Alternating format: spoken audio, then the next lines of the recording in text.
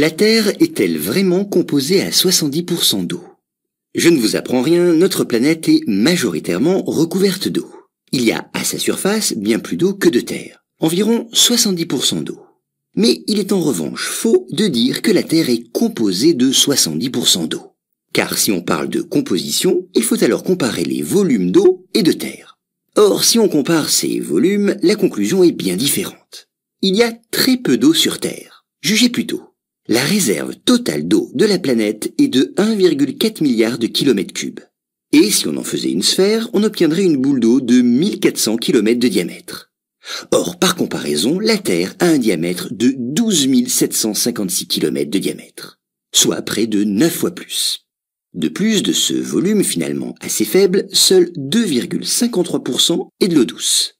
On la trouve à 69% dans les glaciers, à 30% dans les nappes phréatiques et à 0,7% dans le permafrost et 0,3% en surface et dans l'atmosphère.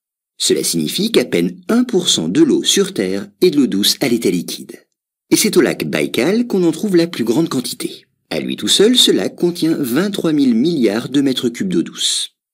Alors, en revanche, contrairement à la Terre, il est parfaitement exact que le corps humain contient 65% d'eau. Et les bébés en ont même 78%. Et chez l'être humain, l'eau n'est pas comme celle de la Terre à la surface. Elle entre bien dans sa composition interne. Ainsi, un homme adulte est fait d'à peu près 45 litres d'eau s'il pèse dans les 70 kilos. Et chez la femme, la proportion est légèrement inférieure à cause des tissus adipeux. Leur corps est composé de 55% d'eau. Et si ce sont les poumons qui en contiennent le plus, près de 78%, sachez que nous en éliminons 2,4 litres quotidiennement par la respiration, la transpiration et l'urine. Pour conclure, revenons à la Terre. En introduction, je vous ai dit que la Terre elle-même ne contenait pas d'eau en dehors de sa surface. Eh bien, en réalité, c'est faux. L'intérieur de la Terre contient également de l'eau, mais l'estimation de sa quantité est très difficile. En effet, l'eau qui s'y trouve, l'eau qui se trouve dans le manteau, subit de très hautes températures, de plus de 1000 degrés, mais aussi des pressions considérables. Et vous l'avez compris, ces deux phénomènes cumulatifs font qu'elle se transforme très vite en gaz.